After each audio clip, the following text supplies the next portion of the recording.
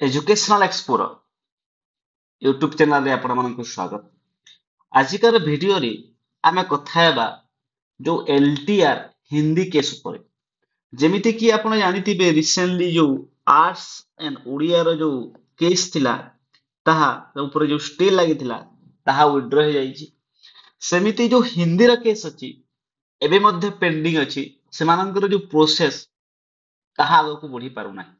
जदि आमे देखिबा ए जो हिंदी रो केस कोन थिला ना ओ डबल एस सी कहितिला कि जो एग्जाम हेबो हिंदी रो सेथिरे कोन हबो आपणकर जो पेडागोजी पेपर अछि पेडागोजी पेपर ना कोन हबो आपणकर जो क्वेश्चन जो अछि ताहा बायलिंगुअल आसीबो। किंतु जेतेला आसीला क्वेश्चन टी गोटी ही लैंग्वेज रे आसीला। तो जो पिला माने थिले कोन कोले ना कंप्लेन कोले का पाखरे ना ओ डबल एस सी पाखरे कि आपणकर जो क्वेश्चन टी बायलिंगुअल आसीबार थिला किंतु आसीला गोटे लैंग्वेज रे।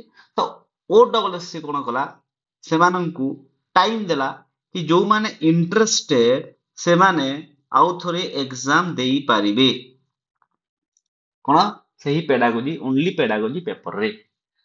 तापरे कोन कोले केतेटा पिला रहिले से माने कोन कोले कोर्ट केस करि देले आ कहिले कि नहीं पूरा ऑल जो हिंदी पेपर एग्जाम हो पूरा हिंदी पेपर एग्जाम हो। यह थिला केस रो ब्रीफ इनफॉरमेशन। जदि हमें देखिबा एमानंकर जो नेक्स्ट हियरिंग केबे जदि अछि हिंदी केस रो नेक्स्ट हियरिंग हिंदी केस रो अछि आपणकर 13 अक्टोबर जोटा कि मंडे दिन आपणकर एई हिंदी रो हियरिंग अछि। मंडे दिन हिंदी हियरिंग अछि। एठी आपण देखि पारुथिबे केस नंबर एठी CNR number case type filing number filing date केबे हेतिला एठी आपणकर देखंतु नेक्स्ट हियरिंग डेट 13 अक्टोबर 2025। तो 13 अक्टोबर 2025 रे आपणकर हिंदी रो हियरिंग अछि।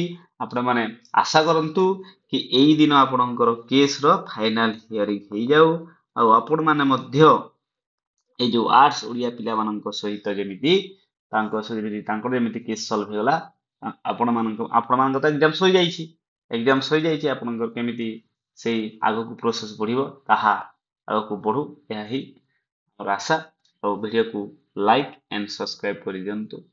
Thank you.